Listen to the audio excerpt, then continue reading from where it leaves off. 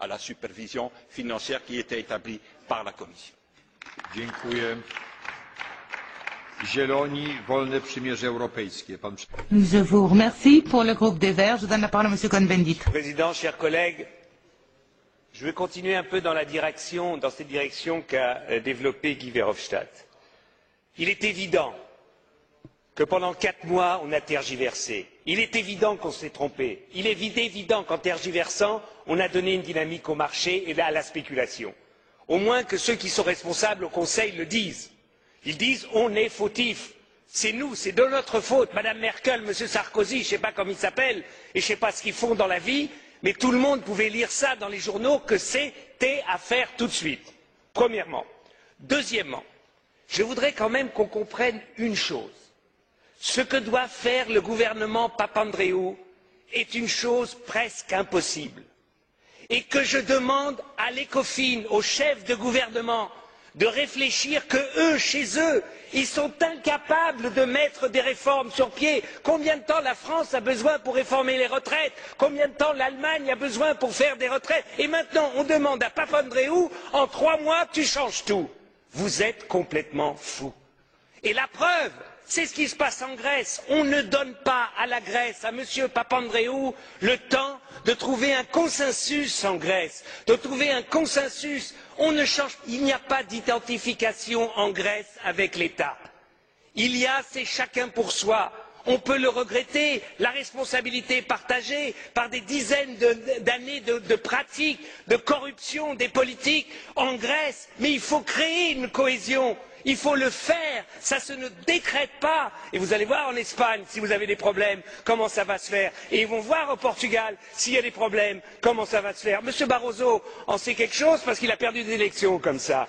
Donc, non, il n'a jamais perdu l'élection.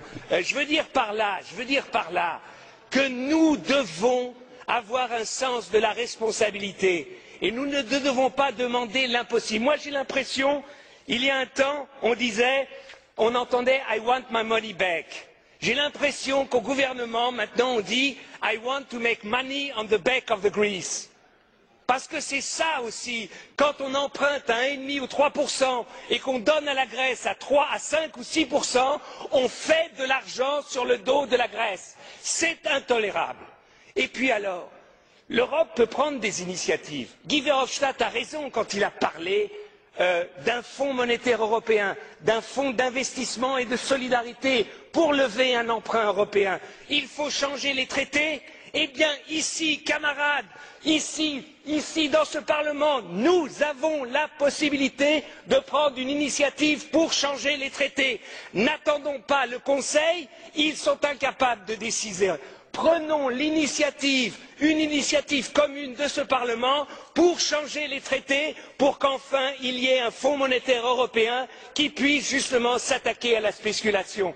Nous pouvons le faire, yes we can. Let's do it. Et maintenant, je voudrais dire autre chose sur le pilotage de ce qui se passe en Grèce. Je demande à la Commission d'associer la DG Emploi au pilotage pour qu'on mesure aussi ce qui se passe en Grèce. Et je demande au Conseil de dire au FMI d'associer le Bureau international du travail au pilotage de ce qui se passe en Grèce. Parce que ce sont des êtres humains, il y a des problèmes d'emploi, il y a des salariés, et je trouve que ce n'est pas seulement la finance qui doit dicter, mais aussi la sécurité et les bureaux internationaux du travail ou la DG Emploi seraient un correctif à la folie des fois de ceux qui ne décident que sur la finance. Et puis, un dernier point. Il y a une possibilité d'aider le budget grec. Simple. C'est de prendre une initiative, l'Union européenne, pour le désarmement dans la région.